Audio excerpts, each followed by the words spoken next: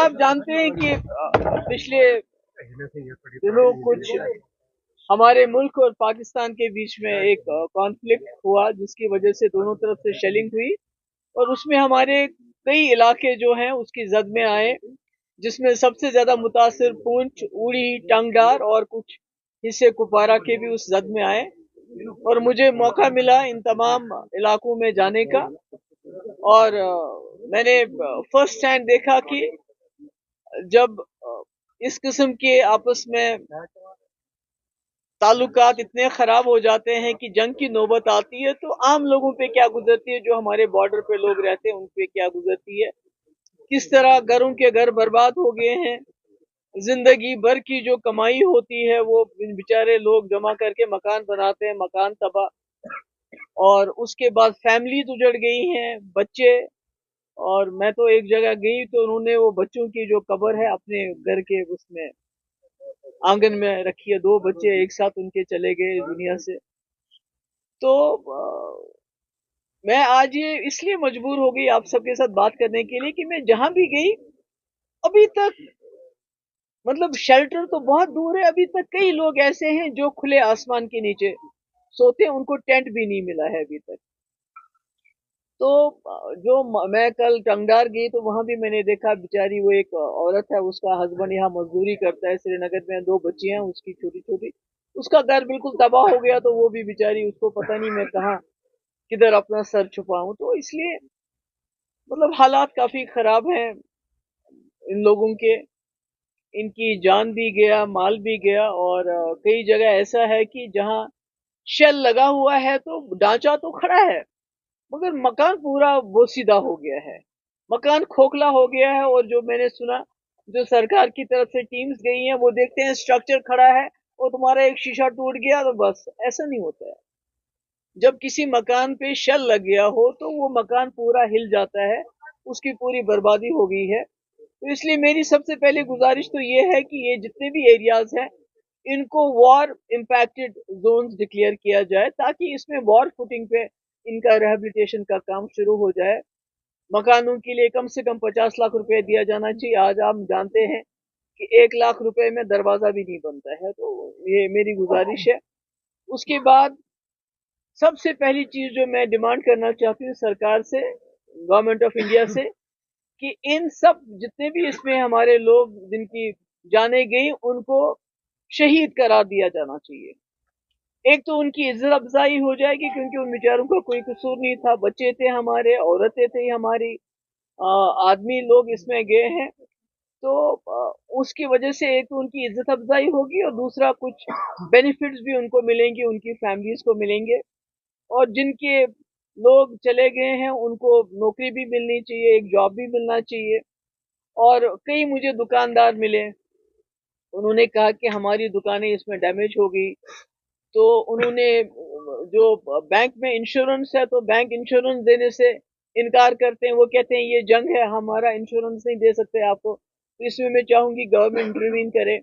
और जो लोन लिए हैं, कई लोगों ने लोन लेके मकान बनाए हैं, दुकानें बनाई, छोटा मोटा कारोबार शुरू किया था, ये जरूरी है कि उस लोन को वेव ऑफ किया जाना चाहिए। और कई मैं गई थी वहां मेंढर, तो वहां ब्रिगेड हेडक्वार्टर जिसपे अटैक हुआ था एक तरफ से, तो उसके नजदीक जो दुकानें हैं, मकान है, उनका काफी नुकसान हुआ है। और उसके लिए कोई वहां गया नहीं है, उन जगहों पे वहां गया नहीं है उन जगहों को देखने के लिए। तो मैं सरकार से गुजारिश करूंगी कि इसको भी देख लिया जाए। और पुंछ की मैं खास तौर से बात करूंगी कि पुंछ में अगर हमारे पास अस्पताल में ट्रॉमा सेंटर होता है, हमारी जो वहाँ एम्बुलेंस है उसमें वेंटिलेटर होता, तो शायद कई जाने पुंछ में बच सकती थी, जो जाने वहाँ उस वजह से गई। तो मेरी गुजारिश है गवर्नमेंट से कि हमारे पास हर जगह जो है मेडिकल कॉलेज है, तो पुंछ का भी वो होना चाहिए, ताकि वहाँ जो हेल्थ फैसिलिटीज को इम्प्रूव किया जाए। और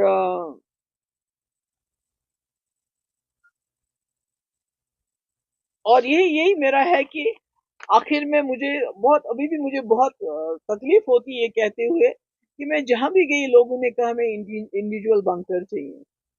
तो मुझे ये डिमांड करते हुए भी अच्छा नहीं लगता है कि आज 21वीं सदी में हमारे लोग जहाँ अच्छे स्कूलों की डिमांड करते, नौकरियों की डिमांड करते, अस्पतालों की डिमांड करते, वो कहते हमें बंकर चाहिए, क्योंकि उनके दिल में ये खौफ घर कर गया है कि उनको लगता है जंग कभी भी हो सकती है। तो हम हर वक्त जंग की इस हालत में अपने लोगों को रखना चाहते हैं। मुझे लगता है ये मरकजी सरकार को सोचना पड़ेगा कि क्या हमारे लोग हमेशा इस जहन में रहे कि कब गोला आए और कब हमें बंकर में जाने का मौका मिले। तो मेरी गुजारिश है यहाँ की सरकार से भी और मरकजी सरकार से भी, इमीडिएटली मदद कर लीजिए। कुछ लोग ऐसे हैं जिनके घर में कोई नहीं है, उनको मकान बना के भी देने पड़े, आपको मकान बना के दीजिए। और इस वक्त जहां जहां भी इस वक्त ये हुआ है, वहां गवर्नमेंट की टीमें जाके देखनी चाहिए। जिनके सर पे छत नहीं है तो कुछ तो करो उनके लिए। तो मेरी ये इसीलिए मैंने आप सबको बुलाया था कि अभी तक मैं जहां जहां भी गई तो अभी तक मदद कोई पहुंची नहीं है किसी के पास। आई कैन से देम कि आप बीवी बच्चे लेके थोड़ी देर टंगदार के बॉर्डर में रहो, अरसपोरा में रहो, पुंछ के बॉर्डर पे रहो, वहां जो अपने बीवी बच्चे लेके रहो और उसके बाद एडवोकेट करो वॉर के लिए। तो फिर कोई बात बनेगी ताकि वो भी देखें कि वॉर होती क्या है। जिनको अपने आंगन में दो दो बच्चे दफनाने पड़े, उनको समझ आनी चाहिए war is solution to nothing. अभी इट इज 0/0, 0/0, बल्कि दोनों तरफ से काफी सिविलियन कैजुअलिटीज हो गई। That is the interest that we have to give on this war. वो सूद हमारे लिए है जो हमने पहलगाम में 28 लोग खोए, उसके बाद हमने इस जंग में कई लोग खोए और बच्चे खासकर जिनकी जिंदगी थी इस वक्त जीने की। तो जो लोग वॉर को एडवोकेट करते हैं, मैं उनको ये बोलूंगी कि आप या तो जिस इलाके में आप रहते हैं इस वॉर को बोलिए उनके बॉर्डर पे लड़े, हमारे बॉर्डर पे वॉर नहीं होना चाहिए। मैम आपकी नजर में फिर क्या समाधान है जो पाकिस्तान बार बार जो हरकत करता है, आपकी नजर में क्या सोल्यूशन है? यार जंग तो कोई सोल्यूशन नहीं है, जंग इज नॉट एन ऑप्शन, जंग is not even the last option, जंग कोई ऑप्शन नहीं।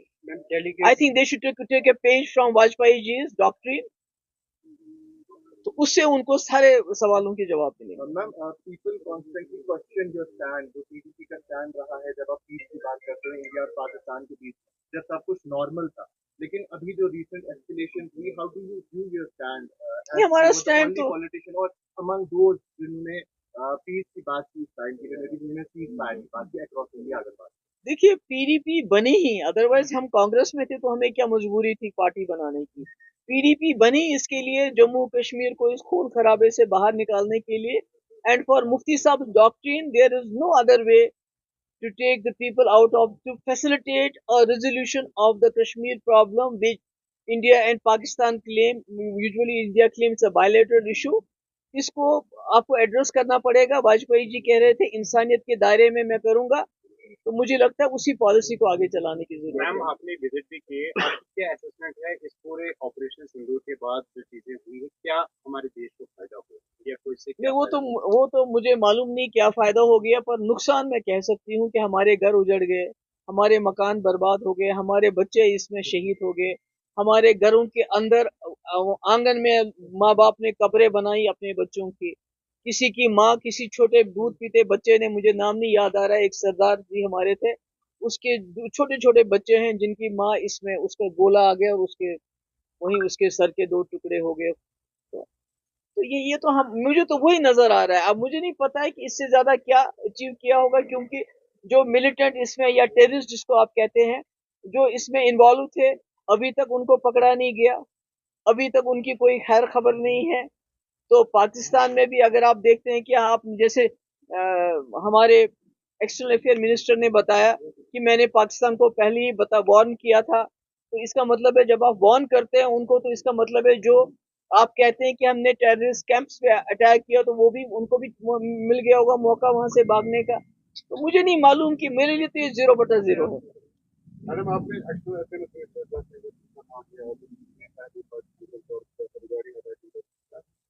फिर वहाँ से राहुल गांधी ने उनको बयान पे निशाना बनाया, बताया पता है मुझे पता है कि हमारे वहाँ से बीजेपी का कहना है ये Rahul ji pro Pakistan line. Unfortunately आजकल के वक्त में जब भी आप कुछ कोई सवाल करते हो तो उसको बहुत जल्दी एंटी नेशनल का जामा पहनाया जाता है। तो India is a great country, India is the nation, BJP is not the nation.